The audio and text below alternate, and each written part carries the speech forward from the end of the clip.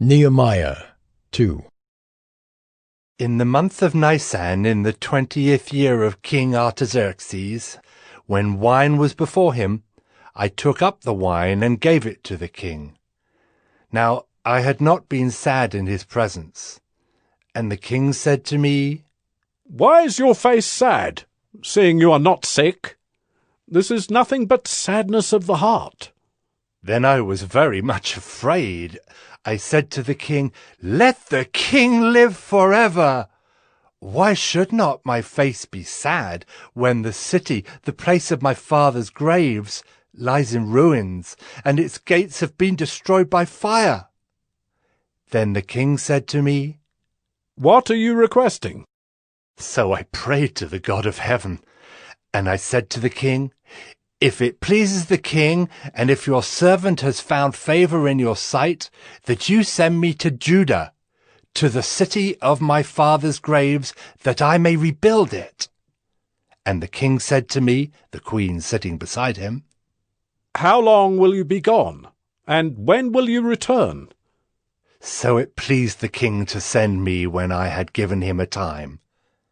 And I said to the king, "If it pleases the king, let letters be given me to the governors of the province beyond the river, that they may let me pass through until I come to Judah, and a letter to Asaph, the keeper of the king's forest, that he may give me timber to make beams for the gates of the fortress of the temple, and for the wall of the city, and for the house that I shall occupy."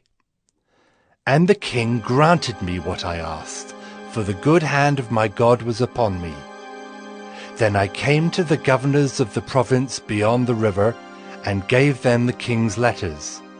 Now the king had sent with me officers of the army and horsemen. But when Sanballat the Horonite and Tobiah the Ammonite servant heard this, it displeased them greatly that someone had come to seek the welfare of the people of Israel. So I went to Jerusalem, and was there 3 days. Then I arose in the night, I and a few men with me. And I told no one what my God had put into my heart to do for Jerusalem. There was no animal with me, but the one on which I rode. I went out by night, by the valley gate to the Dragon's Spring and to the Dung Gate. And I inspected the walls of Jerusalem that were broken down, and its gates that had been destroyed by fire. Then I went on to the fountain gate and to the king's pool, but there was no room for the animal that was under me to pass. Then I went up in the night by the valley and inspected the wall, and I turned back and entered by the valley gate, and so returned.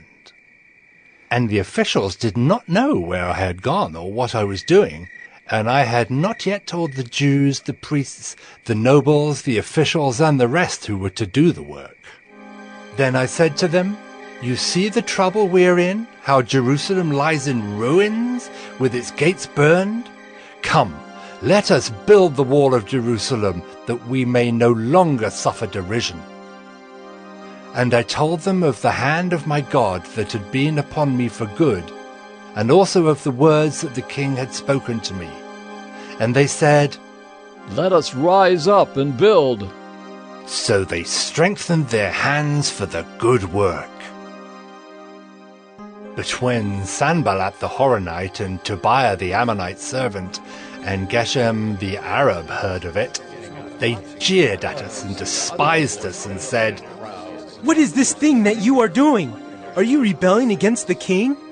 Then I replied to them, "The God of heaven will make us prosper, and we, his servants, will arise and build. But you have no portion or right or claim in Jerusalem."